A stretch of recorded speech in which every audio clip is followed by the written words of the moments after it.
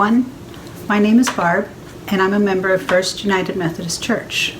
Today I'm going to be reading a story to you called Home by Another Way. It's written by Barbara Brown Taylor, and it's published by Flyaway Books. Home by Another Way.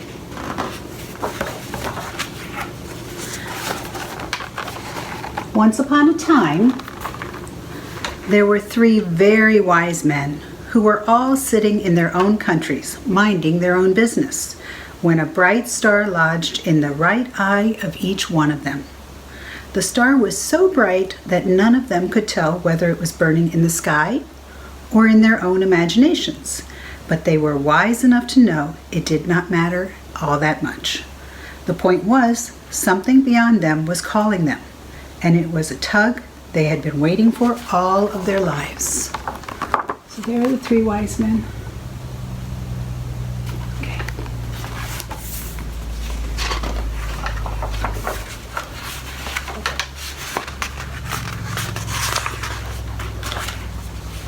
Each in his own country had tried books, tried magic, tried astrology. One had lived on nothing but dried herbs boiled in water. Another had spent his entire fortune learning how to read and write in an ancient language. The third had learned to walk on hot coals, though it did nothing for him beyond a great sense of relief he felt at the end. Despite their best efforts, all 3 of them still felt that something was missing. So here's the wise man that ate the herbs. Here's the wise man that read the books. And here's the wise man that walked on the hot coals. They were all glad for a reason to get out of town, which was clearly where the star was calling them. Out away from everything they knew how to manage and survive, out from under their reputations they had built for themselves, the high expectations and the disappointing returns. And so they set out, one by one, each believing that he was the only one with a star in his eye, until they all ran into each other on the road to Jerusalem. So here's a picture. They each are riding their camel, and they're each following the star in their eye.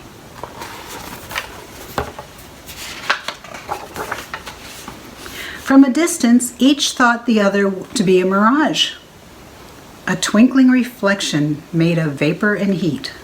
But as they drew near to one another, they saw the star they had in common, like a tattoo or a secret handshake, something that made them brothers before they spoke. They all believed that the star was leading them to Jerusalem. This made perfect sense because they had every reason to believe they were on their way to meet a king.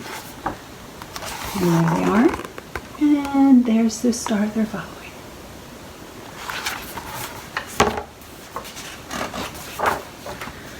They had no trouble gaining entrance to the palace. They looked rich, and that was enough to get them a royal audience.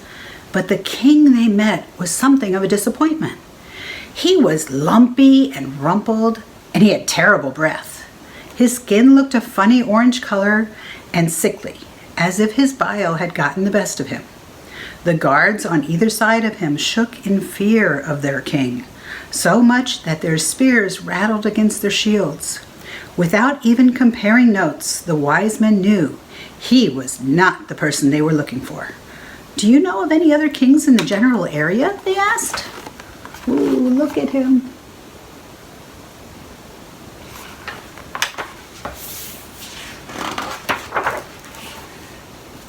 He had been picking his fingernails until then, letting them know how bored he was.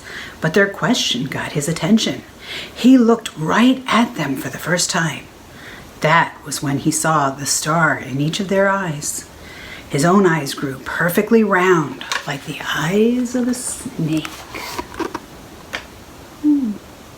Kind of scary.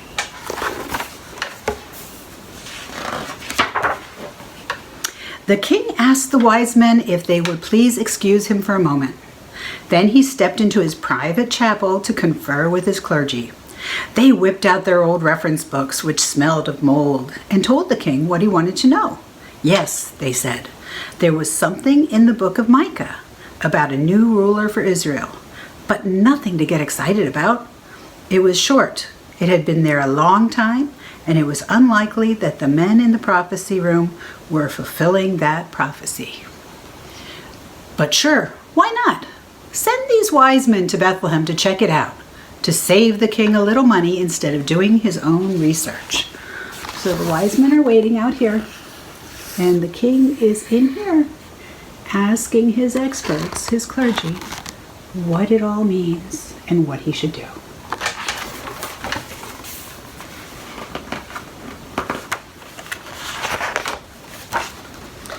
So that was what the king did.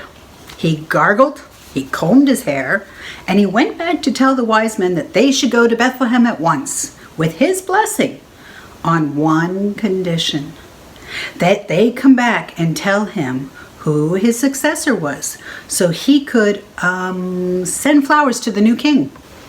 His breath smelled like pine sol when he said it, which made the wise men feel queasy. They knew something was not right, but once they were back out in the night air, they could see the star in the sky again, and it set their minds at rest.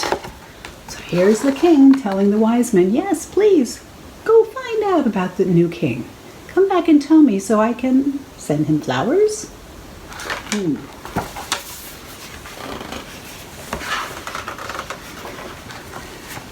They followed the star right to the doorway of a one-room house in Bethlehem.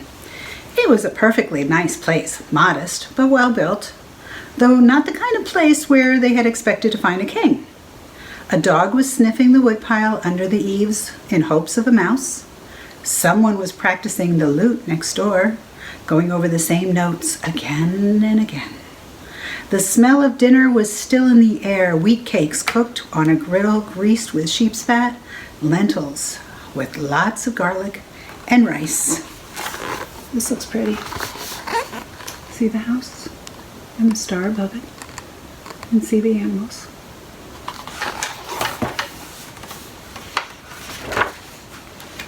The place looked so simple they might never have chosen it themselves. But since the star had chosen it for them, they knocked. When the door opened, the couple standing behind it almost died of fright. Not that the wise men noticed. With their arms full of gifts, they crowded into the small space, bumping their turbans on the rafters and snagging their robes on the rough furniture. All they could see was the baby, who was not afraid, whose right eye shone with the same star they had seen before they ever left home. And there they are inside with baby Jesus.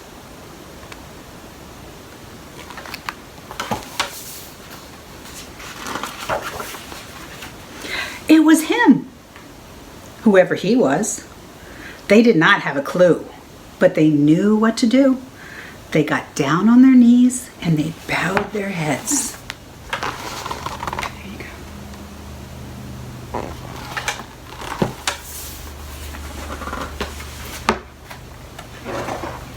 They gave him the things they had brought for him: gold, frankincense, and myrrh. All the wrong things. They could see that now. Things he had no use for. They should have brought him goat's milk, a warm blanket, something shiny to hang over his crib. But how could they have guessed? The child's parents were gracious. They thanked the strangers for their expensive gifts and held them up for the baby to see. I'll do it this way.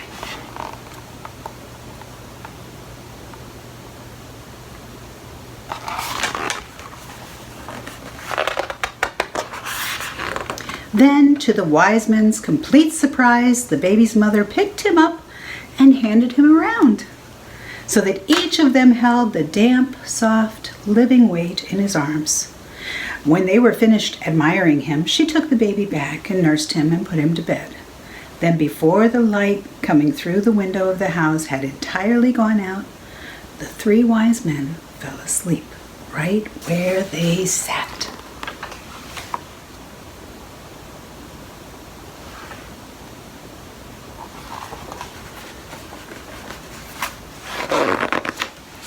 In the morning, when they woke, the wise men could not find their stars anywhere. They searched each other's eyes, but the stars were gone. Frantically, they looked in all the corners and under the chairs. The baby's mother even shook out his blankets, but still, no stars.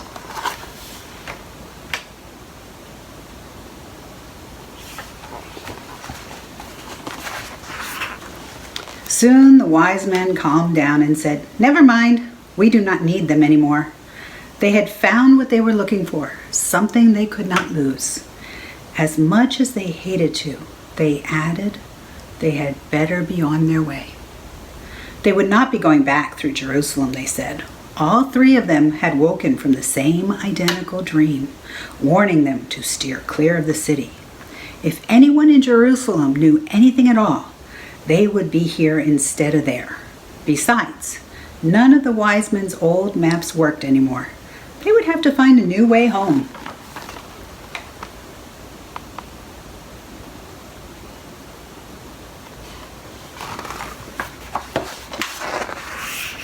So the wise men picked up their packs, which were lighter than before. Then they lined up in front of the baby to thank him for the gifts he had given them. "What in the world are you talking about?" the baby's mother asked, laughing. "For the scent and weight and skin of a baby," said the first wise man, who had no interest in living on herbs anymore. "For this home and the love here," said the second wise man, who could not remember how to say it in the ancient language.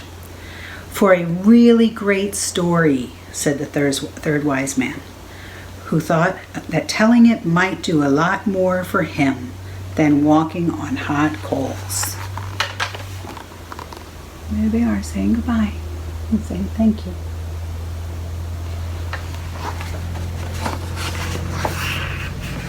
Then the wise men walked outside, stretched, kissed the baby goodbye, and went home by another way.